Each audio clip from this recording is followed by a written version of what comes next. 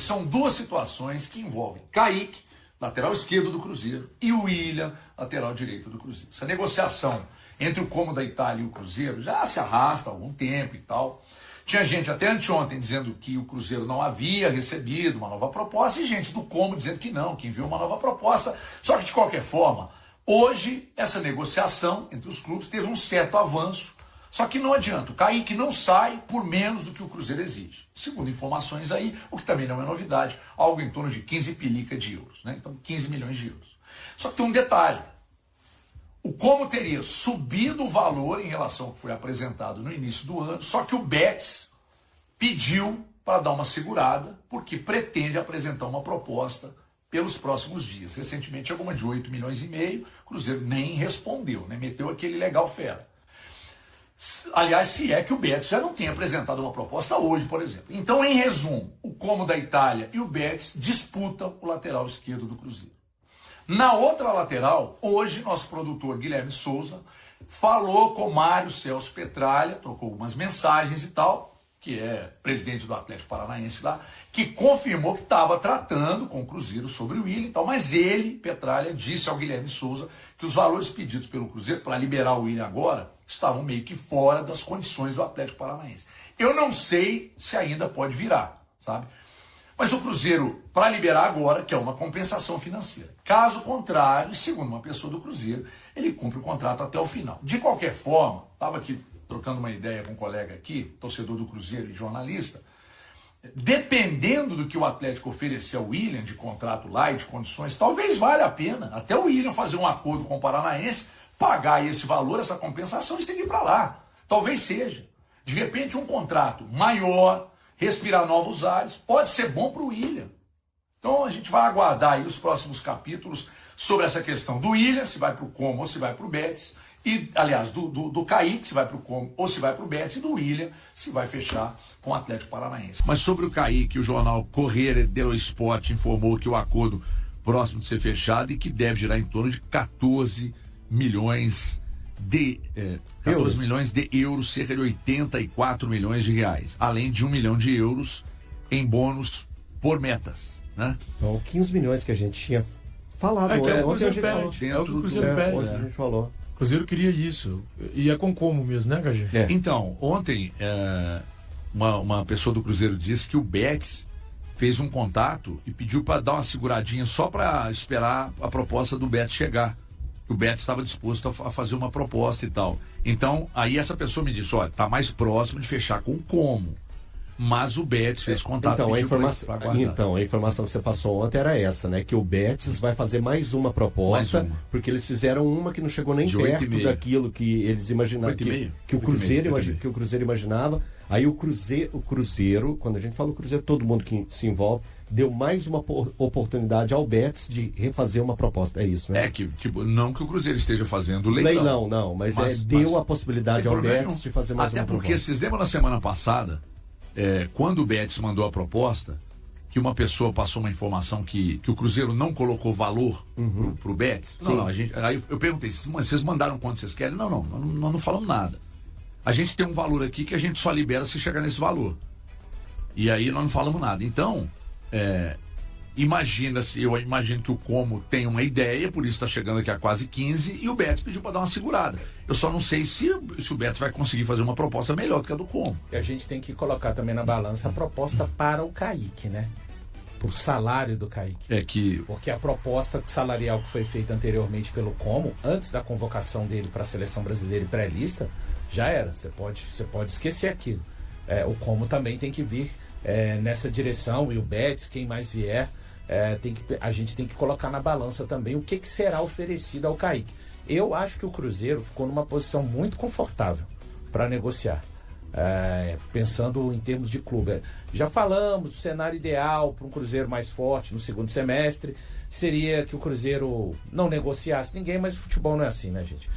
O futebol não é assim, e o torcedor do Cruzeiro talvez pode preparar o espírito para não uma saída, mas para saídas, no plural. Repito, eu tô falando baseado com o cenário, antes que vocês comecem com aquela conversa.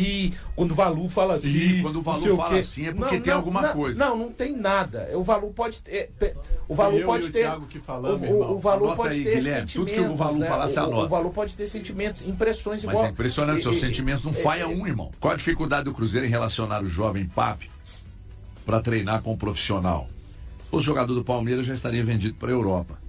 Cara, então, eu acho que o Cruzeiro tem feito um movimento, de certa forma até interessante, mas é que o Papi, ele é muito bom jogador, né?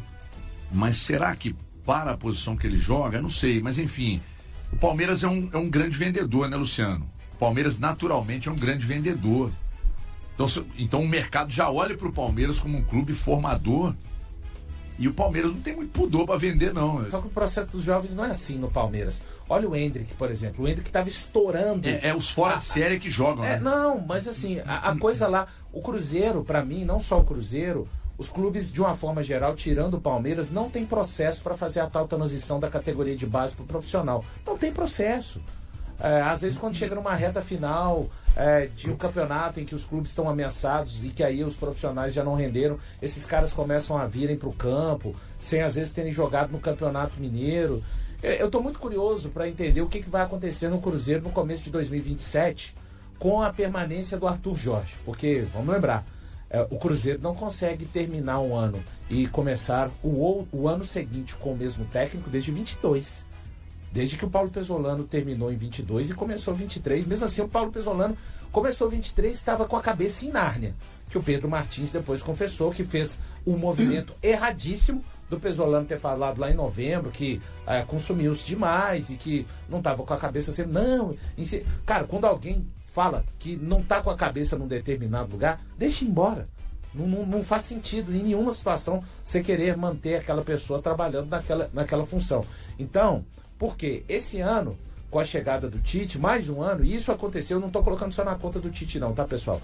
23 foi assim, 24 foi assim, 25 e 26. Estou pagando para ver 27, porque lá o Arthur Jorge vai ter um conhecimento, ele hoje tem um conhecimento interessante das categorias de base, vai ampliar esse conhecimento e vejamos se ele vai usar de fato o Campeonato Mineiro, não só para o Papi. Eu acho que o Papi ainda... vai acabar esperando um pouco mais para estar integrado. Tá novo. O Cruzeiro deve trazer um camisa 5 para fazer... Bom, pelo menos é o que se imagina diante da necessidade que o Cruzeiro vive há mais de um ano. E aí, vai faltar um pouco mais de espaço nesse segundo semestre, tá, pessoal? Eu concordo, o Cruzeiro tem que fazer isso melhor. Os outros clubes têm que fazer isso de uma forma melhor. Mas, em especial, o Cruzeiro precisa de ter um plano, que para mim hoje não há um plano. Fala-se, esse atleta tem um plano de carreira. O último que foi falado isso foi o Batistella. O Batistella foi vendido sem ter sido colocado. Ninguém está falando que o Batistella seria o novo Messi, nada disso. Mas isso fica muito nas palavras do clube. Na prática, eu não vejo isso acontecer no Cruzeiro. Tá? O ano que mais foram utilizados jogadores, assim, dada a oportunidade aos jogadores, foi 22. Só que 22 não é oportunidade dada, é necessidade. O Cruzeiro tinha centavos para montar aquele time da Série B e tinha que ter o time com o restante de jovens da categoria de base. De 23 para cá, o que a gente vê, para mim, pelo menos, é uma distorção desse discurso. Até quando o Seabra... Por que eu estou falando até quando o Seabra? O Seabra ficou comandando a categoria de base do Cruzeiro por mais de 2 anos. Quando o Seabra sobe e vira o técnico do profissional depois da saída do Larcamon, cara, mesmo o Seabra, ele dá pouco espaço, ele dá espaço ali para um Vitinho em um determinado momento, mas depois da janela do meio do ano de 2024, acabou. Até quando ele foi demitido, somem os jovens ali que estavam sendo utilizados por um técnico, repito, que ficou mais de 2 anos na categoria de base. Então o Cruzeiro precisa de melhorar essa questão, mas acho que o Papi, por uma questão de nível que o Cruzeiro vai precisar de competir no segundo semestre, Campeonato Brasileiro, Copa do Brasil e Libertadores, não deve acontecer por agora, mas eu estou muito na expectativa de ver como será o início de 27 nesse sentido. Só uma informação sobre o Papi. O Cruzeiro tem 50% dos direitos econômicos dele, os outros 50% pertencem ao Azures. A gente já tinha trazido essa informação aqui. E o Cruzeiro tem uma opção de comprar 20% dos direitos econômicos dele pelo contrato de compra que o Cruzeiro fez quando ele ainda estava nas divisões de base do Azures. E o Cruzeiro deve exercer de fato essa compra dos 20% do atleta, porque na cabeça de algumas pessoas que transitam no futebol, esse moleque é para ser uma das maiores vendas da história do clube. Por se tratar de um jogador promissor, jovem, com características muito próximas ali ao futebol europeu. Então existe hoje nos bastidores do Cruzeiro, no meio do futebol, um sentimento de que o Eduardo Pape pode se tornar de fato uma das maiores transações da história do Cruzeiro. Então, só para trazer essa informação que eu acho que é importante para o torcedor. Eu acho que, por mais que a gente coloque ressalva, porque o nosso mau humor ele é constante, e as nossas críticas também, eu vejo um movimento, de certa forma, poderia ser melhor? Poderia, mas eu não acho que Cruzeiro e Atlético estão fazendo movimentos ruins com jogadores jovens, não. Então, o Cauã do Cruzeiro jogou de um lado, jogou de outro, fez gol, jogou bem. O Cruzeiro, qual outro jogador que a gente pode destacar ali no Cruzeiro que fez gol naquele jogo que foram 2 gols? O Kenji. O Kenji. Então, assim, eu acho que o movimento tem sido um movimento... Mas atletas, esses casos do Cruzeiro, desculpa te interromper, atletas que já estavam no profissional. Eu sei que o Cauã... O que eu bati muito na tecla foi formado no Cruzeiro. É do cara que vem da base, chega no profissional e agora? O Kenji, o senhor Fernando Diniz teve a coragem de tacar o Kaique Kenji na final da Sul-Americana em 2024. Sem mais nem menos. Bom, aí é um perigo. Agora, do jeito que Atlético e Cruzeiro, do jeito que eles estão fazendo, eu não estou dizendo que tá legal, que tá perfeito. Mas, cara, nós estamos vendo ali. Só que, por exemplo, quando você olha... Eu acho que a necessidade chegou chutando a porta. Necessidade, tá? Aí que tá. Esse é o ponto. Só assim. E na maioria dos clubes, com exceção do Flamengo e do Palmeiras e do Atlético Paranaense, na maioria dos clubes acontece de necessidade, lança e explode. Pela segunda partida seguida, o meia Eduardo Pape, do Cruzeiro, voltou a se destacar pela seleção brasileira sub-17 em amistoso contra os Estados Unidos.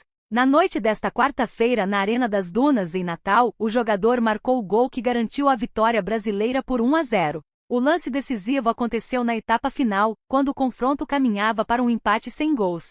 Após cobrança de falta de Cauê Furquim, atacante do Bahia, na direção da segunda trave, o capitão da equipe brasileira subiu mais alto que a defesa e cabeceou para as redes, assegurando o triunfo. No primeiro amistoso entre as seleções, disputado no último dia 7, o Brasil venceu por 4-0, com Pape também deixando sua marca. Os confrontos servem como parte da preparação inicial da equipe para a Copa do Mundo Sub-17, que será realizada no Catar entre novembro e dezembro. Além de Eduardo Pape, destaque das categorias de base do Cruzeiro na Toca da Raposa 1, outro atleta formado pelo clube foi chamado pelo técnico Carlos Eduardo Patetucci, o lateral direito Otávio Gabriel. No entanto, ele não foi utilizado na partida. E aí, galera, o que acharam? Deixem suas opiniões nos comentários. Não se esqueçam de deixar o like, se inscrever no canal e ativar o sininho para receber as notificações. Até mais, Nação Celeste! Vamos pra frente!